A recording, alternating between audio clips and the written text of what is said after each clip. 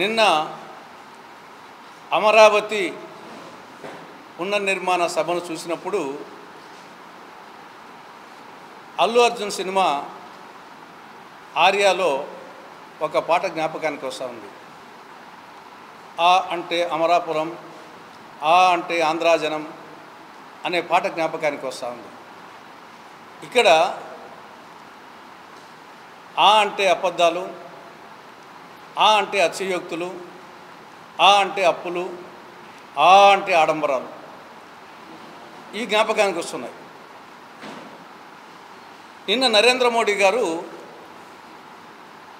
ఒక పెద్ద అబద్ధం చెప్పడం జరిగింది. ఏంటంటే ఆ అంటే అబద్ధం. ఏమిటి అబద్ధం? నేను 2015లో శంకుస్థాపన చేశాను. ఈ గత 10 సంవత్సరాలలో అమరావతి అభివృద్ధి కోసం నా సాయశక్తులా సహాయం చేశానని చెప్పాడు. ఇది పెద్ద జోక్, ఇది పెద్ద అబద్ధం. బొంకరా పోలిగా అంటే టంగుటూరి మిరియాలు తాటికాయని తన్నాడట ఒక అబద్ధాల కూరు. ఆ విధంగా ఉన్నాయి ప్రధానమంత్రి నరేంద్ర మోడీ గారి అబద్ధాలు. నిజంగా మీరు ఆంధ్రాకు అమరావతికి అనేకం చేసి ఉంటే మళ్ళీ రెండవసారి శంకుస్థాపన చేయాల్సిన అవసరం ఏమొచ్చింది? నిజంగా మీరు అమరావతికి చేసి ఉంటే కనీసం అక్కడ 2015లో మీరు చేసిన శంకుస్థాపన పునాది రాయన ఉందా? మొత్తం అమరావతికి ఇంతవరకు మీరు ఇచ్చింది కేవలము 2500 కోట్లు. ఇవ్వాల్సిందేమో కొండంత, ఇచ్చిందేమో గోరంత. నిన్న మీరు శంకుస్థాపన చేసిందే 49,040 కోట్లకు. అంతకుముందు 2014-19 మధ్య 5,000 కోట్ల రూపాయలు ఖర్చు అయింది. కాబట్టి మీరిచ్చింది 2,250 కోట్లు. కానీ ఇప్పుడు శంకుస్థాపన మీరే చేసింది, గతంలో చేసింది అది 54,000 చిల్లర. కాబట్టి ఏ విధంగా మీరు వచ్చేసి అమరావతికి నేను సంపూర్ణ మద్దతు ఇస్తానని చెప్తున్నారు? కాబట్టి ఇది పచ్చి అబద్ధం.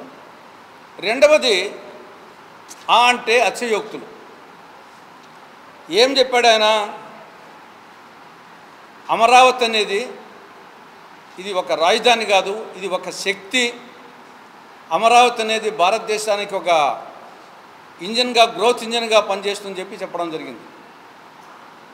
ఇదే మాటలు 2015 అక్టోబర్ 22న విజయదశమి నాడు పార్లమెంటు మట్టి, యమునా నది నీటిని తెచ్చి ఆ రోజు చంద్రబాబు నాయుడు గారు ఒక పక్క, వెంకయ్యనాయుడు గారు ఉపరాష్ట్రపతి ఆయన ఒక పక్క ప్రజా సమక్షంలో ఏం చెప్పాడన్నాడు నరేంద్ర మోడీ గారు? ఢిల్లీని తలదన్నే రాజధానిని ఆంధ్రప్రదేశ్కి ఇస్తానని చెప్పావు. ఢిల్లీని తలదన్నే. ఇప్పుడు పరిస్థితి ఏమి? మళ్ళీ రెండవసారి శంకుస్థాపన చేస్తున్నాం. కాబట్టి అమరావతి ఒక శక్తి అంట, దేశానికి ఒక గ్రోత్ ఇంజిన్గా చేస్తా అంట. ఈ 10 ఏళ్లలో చేస్తా అంటే ఎవరన్నా వద్దన్నారా? నీకేమన్నా అడ్డుపన్నారా? కాబట్టి ఇది అతిశయోక్తి. మూడవది అప్పులు. ఆ అంటే అప్పులు. ఇక్కడ విభజన చట్టంలో సెక్షన్ 94 సబ్సెక్షన్ 3 ప్రకారంగా ఆంధ్రప్రదేశ్ రాజధాని అమరావతిలో రాజ్భవన్, సచివాలయం, అసెంబ్లీ, శాసనమండలి భవన్, హైకోర్టు, అదర్ ఇన్ఫ్రాస్ట్రక్చర్ ఇవన్నీ కేంద్ర ప్రభుత్వం ఇచ్చి తీరాల. షల్ ఇది చట్టంలో ఉంది. కానీ మీరు ఇచ్చింది కేవలం 2,500 కోట్లే కాబట్టి మొత్తం రాష్ట్ర ప్రభుత్వం అప్పుల కోసం పోతూ ఉంది. ఇప్పుడు 6,750 కోట్ల అప్పు వరల్డ్ బ్యాంక్ నుండి, 6,750 కోట్ల అప్పు ఏషియన్ డెవలప్మెంట్ బ్యాంక్ నుండి, 11,000 కోట్ల అప్పు హడ్కో నుండి, 5,000 అప్పు కేఎఫ్ఐ జర్మనీ బ్యాంక్ నుండి, మొత్తము 29,500 కోట్ల రూపాయలు అప్పు తీసుకుంటుంది. కానీ చట్టం ప్రకారంగా కేంద్ర ప్రభుత్వం గ్రాంట్ ఇవ్వాలి. నువ్వు గ్రాంట్ ఇవ్వని కారణంగా రాష్ట్ర ప్రభుత్వం అప్పుకు పోతుంది. ఆ అప్పు వచ్చేసి రాష్ట్ర ప్రభుత్వం తీర్చాలి, అంటే ప్రజలు తీర్చాలి. కాబట్టి మూడవది ఆ అంటే అప్పులు. నాలుగవది ఆ అంటే ఆడంబరాలు. ఇక్కడ నువ్వు చేసేదే రెండోసారి శంకుస్థాపన. ఆల్రెడీ శంకుస్థాపన అయిపోయింది. చెయ్యాలి చెల్లి పెళ్ళి మళ్ళీ మళ్ళీ అన్నట్లు ఇది నువ్వు చేస్తూ ఉండేదే రెండో పెళ్ళి, మళ్ళీ పెళ్ళి. ఆల్రెడీ 2015 అక్టోబర్ 22న ఆల్రెడీ శంకుస్థాపన అయిపోయింది, మొదటి శంకుస్థాపన. ఇప్పుడు నువ్వు చేస్తూ ఉండేది మళ్ళా దానికే రెండోసారి శంకుస్థాపన.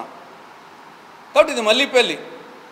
దీనికి ఇంత ఆర్భాటము, ఇంత ఆడంబరము అవసరమా? 6,000 మంది పోలీసులు, 4,500 బస్సులు, కొన్ని వేల కార్లు, డాక్రా మహిళలు, ఉపాధి కూలీలు, విద్యార్థులు, ఎండాకాలం. ఒకతను వెలుగు సీసీ వచ్చేసి నాగరాజనతను చనిపోవడం జరిగింది. ఈ అమరావతికి వచ్చి తిరిగి వెళ్ళిపోతూ బస్ యాక్సిడెంట్లో చనిపోయినాడు.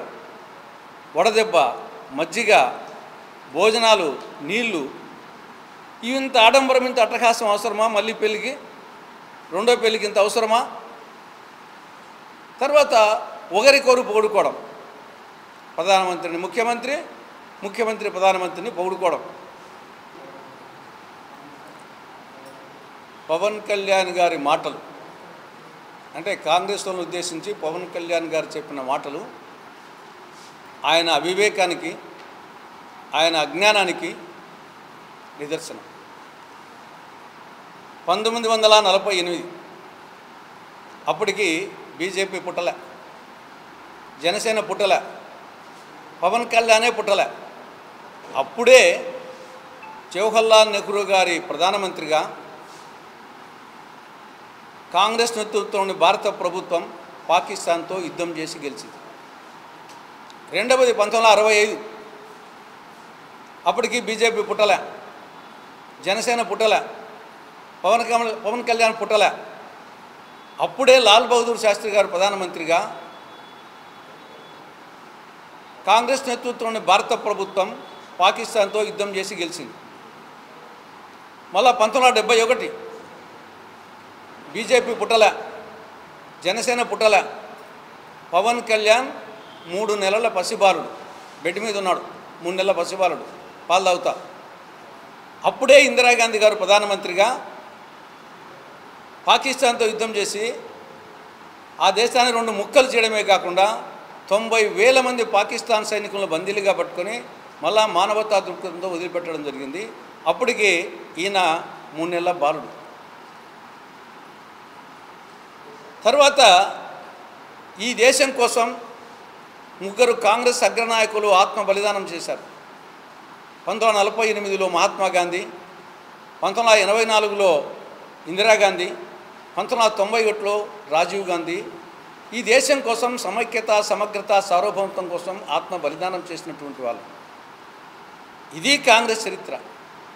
అటువంటి కాంగ్రెస్ పార్టీకి పవన్ కళ్యాణ్ దగ్గర దేశభక్తి గురించి నేర్చుకోవాల్సిన దుస్థితిలో ఉన్నామా మేము?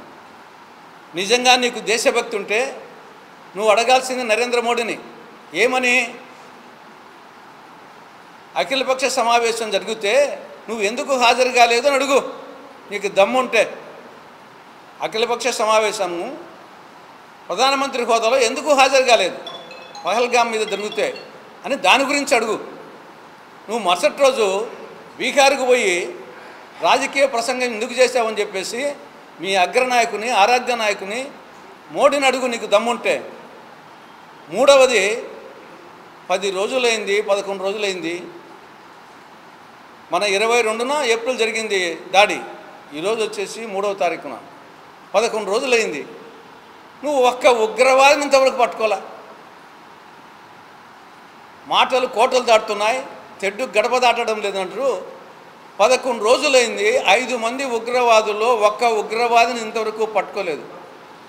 కానీ పెద్ద పెద్ద మాటలు ఏదో మొత్తం అయిపోయినట్టు, పాకిస్తాన్ మీద దాడి చేసినట్టు, గెలిచినట్టు.